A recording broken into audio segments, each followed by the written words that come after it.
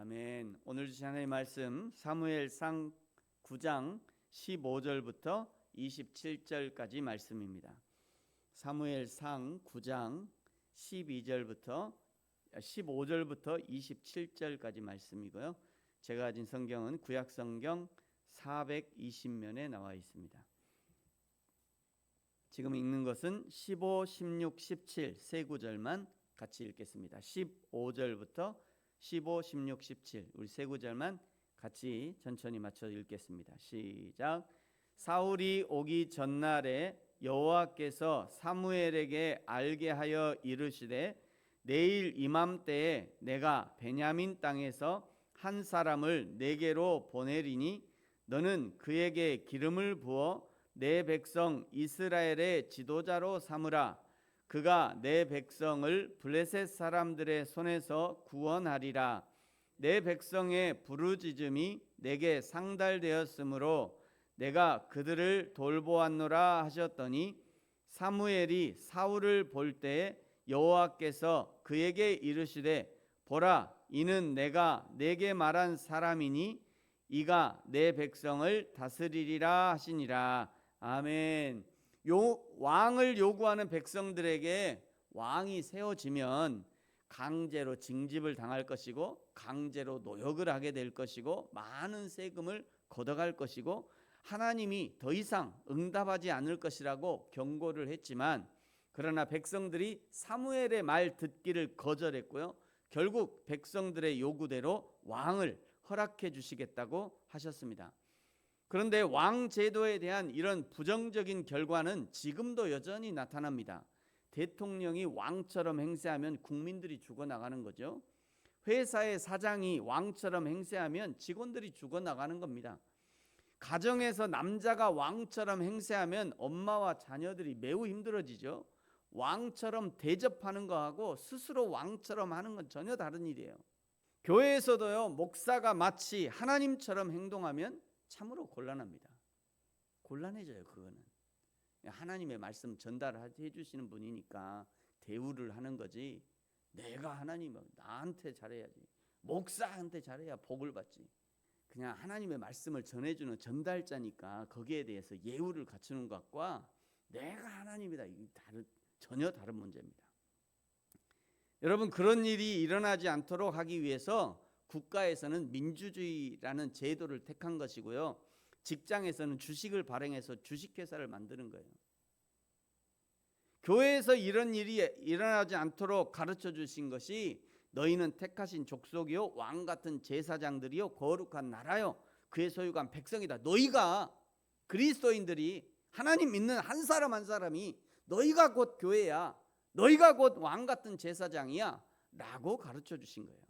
우리 그리스도인들은요 늘 이 생각을 하고 있어야 합니다. 나는 하나님의 택하신 족속이고 나는 왕 같은 제사장이고 내가 거룩한 하나님의 나라요 내가 하나님의 소유된 백성이다. 이 생각을 늘 가지고 있으면 그야말로 풍파가 몰아쳐와도 흔들리지 않는 그런 신앙이 되는 겁니다. 10장의 상반절에서는요 베냐민 사람 사울 준수한 청년 사울을 소개했습니다. 사울은 외적인 조건이 준수한 사람이었어요. 그리고 그 부모에게도 순종하는 효를 다하는 사람이었습니다. 이런 사람이라면 기본적으로 리더가 되기에 충분한 그런 사람이었다는 거죠. 직장에서도요 공부 잘하는 사람이 아니라 너 부모님한테 어떻게 대하느냐 이걸 봐야 돼요. 부모님한테 어떻게 하는 애들이 사장한테도 분명히 사장님이나 그 어른들에게도 순종합니다. 그건 뭐 100%예요. 그거는 그 집에서 할머니 손에 크고 할머니나 또는 어머니 아버지 이런 그 아래서 크는 애들은 볼 것도 없어요. 그거는. 지금은요 다들 대학 나왔어요. 대학 안 나온 사람이 있어요. 요즘 시대에. 이제는 뭐 대학 졸업이 이게 조건이 안 돼요. 혹시 직장이나 사업체에 있는 분들은 이제 이 사람이 어떻게 컸는지를 잘 점검하셔야 돼요. 할아버지 할머니 또는 가족들 그 가족 관계에서 잘 자랐나, 이런 걸 보셔야 돼요. 사울이 순종하는 사람이었고요, 효를 다하는 사람이었어요. 이 정도면 기본적으로 리더의 조건이 되는 거죠.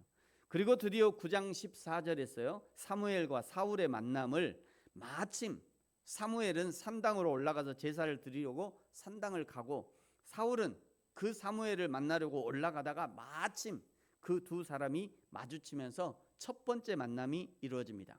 그러나 이 마침이 하나님의 적극적인 섭리하에 이루어졌다는 것을 15절 16절이 설명하고 있어요. 15절에 보면 그 전날에 여호와께서 알게 하셨고, 16절에 내일 이맘때 올 것이다 라고 알려줍니다. 사랑하는 성도 여러분, 저와 여러분의 삶에 우연이라는 것은 없습니다. 절대 없어요. 우연은 절대 없습니다. 여러분이 오늘 여기서 예배드리는 것도 그냥 우연히 아파트 상가에 가까이 교회가 있고 이단은 아니고, 그래서 우연의 연속으로 오늘 이 자리에 있는 것이 아닙니다. 하나님의 뜻이 있어서 여기 교회가 있게 하셨고요, 하나님이 뜻이 있어서 저를 여기 보내셨고요, 하나님의 뜻이 있어서 우리가 함께 예배하게 되는 거예요. 그렇다면 이제 하나님의 교회를 섬기게 하신 하나님의 목적을 찾아야 합니다. 날마다 새벽마다 우리에게 영적 양식을 먹이시고 교훈하시는 데는 분명히 목적이 있다는 것이에요. 그것을 우리는 사명이라고 하는 겁니다. 새벽마다 사명을 발견해야 합니다. 예배할 때마다 사명을 발견해야 돼요. 지나갈 때마다, 십자가를 볼 때마다 사명을 발견해야 합니다. 그리고 그 사명을 발견했다면 이제 그 사명에 충성하고 순종할 수 있어야 돼요. 그렇다고 우리 교회 등록하세요, 그 얘기 아니에요.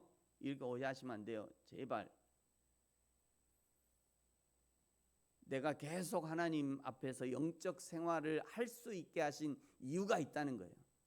그 사명이 있다는 거예요. 그 사명이 있다는 거예요. 하나님의 나라를 위한 사명, 하나님의 교회, 우주적 하나님의 교회예요. 이 부르신 게 말고 우주적 하나님의 교회에 대한 사명이 있다는 거예요. 나에게 그 사명을 발견해야 됩니다.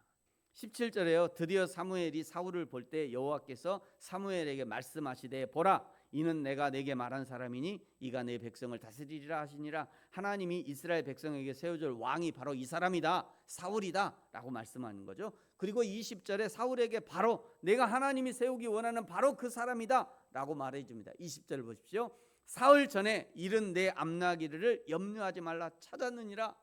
이 온 이스라엘이 사모하는 자가 누구냐? 너와 내 아버지의 온 집이 아니냐 하는지라. 사울의 겸손한 대답을 들어보십시오. 21절에요. 사울이 대답하여 이르되, 나는 이스라엘 지파의 가장 작은 지파 베냐민 사람이 아니니까, 또 나의 가족은 베냐민 지파 모든 가족 중에 가장 미약하지 아니하니까 당신이 어찌하여 내게 이같이 말씀하시나이까. 사울의 겸손한 모습이죠. 자신의 지파가 작은 지파요, 미약한 지파라고 겸손한 모습을 보인 사울을 사무엘이 객실로 초대합니다. 24절, 화목 제물 중 제사장의 몫인 넓적다리를 함께 먹고 이제 이스라엘의 왕으로 기름 붓기 위한 준비를 시작합니다. 25절에 지붕에서 앞으로 왕으로 세워질 것과 왕의 직무에 대해서 담화를 나누고요. 26절, 이제 사울을 그의 아버지의 집으로 돌려보낼 준비를 하고, 27절, 사환들을 앞서 보내고 사환들에게는 공개하지 않고 왕으로 기름 부을 것을 준비하게 합니다.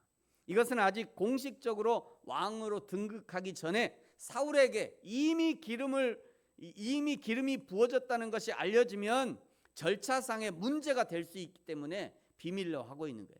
저와 여러분이 오늘 여기서 함께 예배하고 하나님의 은혜를 받고 누리는 것도 사실은 하나님의 일을 위한 준비라고 할 수 있습니다. 하나님이 우리를 어떻게 사용하시고 어떻게 쓰실지는 아무도 몰라요. 그러나 분명한 것은 우리를 하나님의 나라와 복음을 위해서, 그리고 하나님의 교회를 위해서 사용하실 것입니다. 그러므로 날마다 예배하고 준비하셔야 돼요. 날마다 기도하면서 준비합니다.